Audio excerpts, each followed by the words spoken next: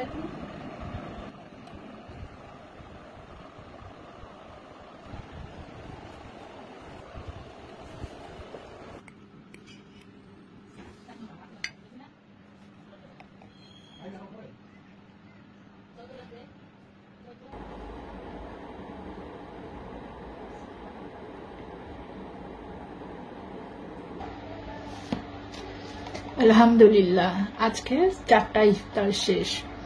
তো আমি তো মাঝে মাঝে তোমাদের সঙ্গে হচ্ছে ইফতার করা শেয়ার করছি, তো কার কার ভালো লাগে অবশ্যই আমাকে কমেন্ট করবে এই ধরনের হচ্ছে ছোট ছোট ক্লিপগুলা দেখতে।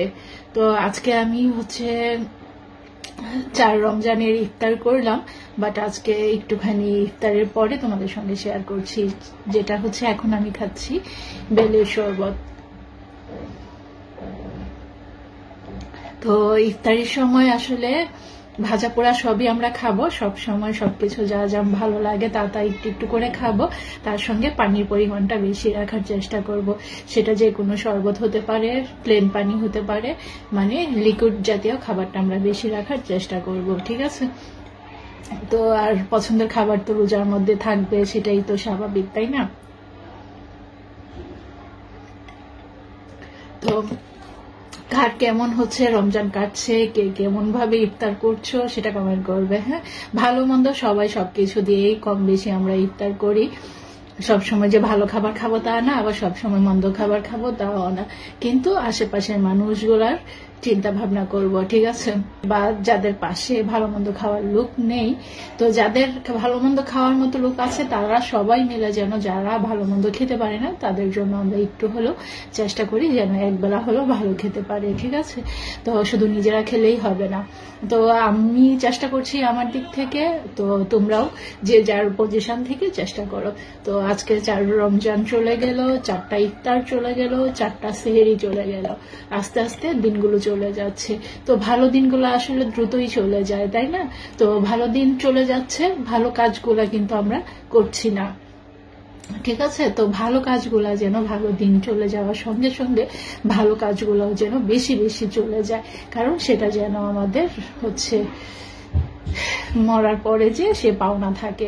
তো ভালো কাজগুলা বেশি করব, ভালো ভালো, তার উপরে আর কিছুই নেই, ভালোর উপরে আসলে কিছুই নেই, ঠিক আছে?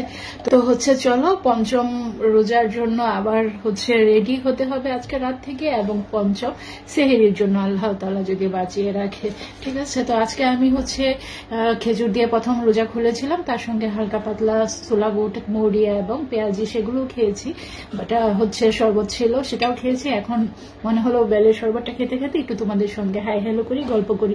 আর তার সঙ্গে হচ্ছে আজকে যেহেতু ইফতারের পরে আমি আর ভাত খাই না, একবারে সেহরির সময় খাই, তো সেই জন্য একটু ভারী খাবার রাখার চেষ্টা করে আমার বোন, মানে আমাদের বাসার সবাই, ঠিক আছে?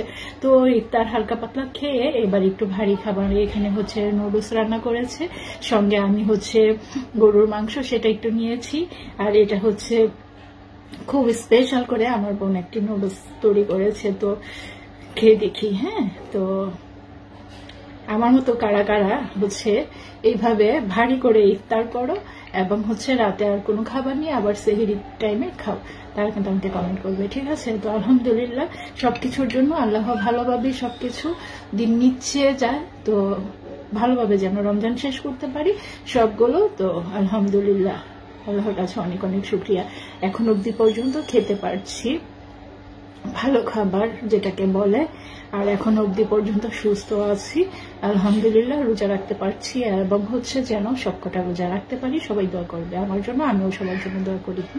চলো খাই, বিসমিল্লাহির রহমানির রহিম।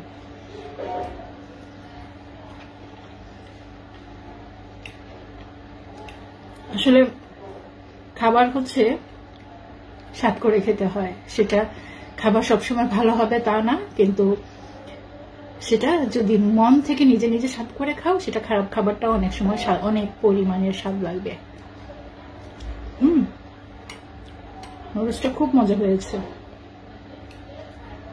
মাঝে মাঝে আমরা একটু স্পেশাল করে নুডলস খাওয়ার চেষ্টা করি, তাহলে নুডলসের স্বাদ যেটা সেটা থাকে। গদবাঁধা যদি সবসময় তুমি এক ধরনের নুডলস খাও সেটা কিন্তু তোমার কাছে ভালো লাগবে না। হ্যাঁ, তো একটু ডিফারেন্ট করে খাবে। তো অনেক কিছু দিয়ে রান্না করেছে। তো রান্নার রেসিপিটা আমি আসলে দিতে পারি নাই, তখন আমি কোরআন তেলাওয়াত করছিলাম। যাই হোক, রেসিপি দেওয়ার দরকার নেই। তো স্বাদ করে নুডলস যে যেভাবে রান্না করো একটু স্বাদ করে রান্না করার চেষ্টা করো, ভালো লাগবে খেতে।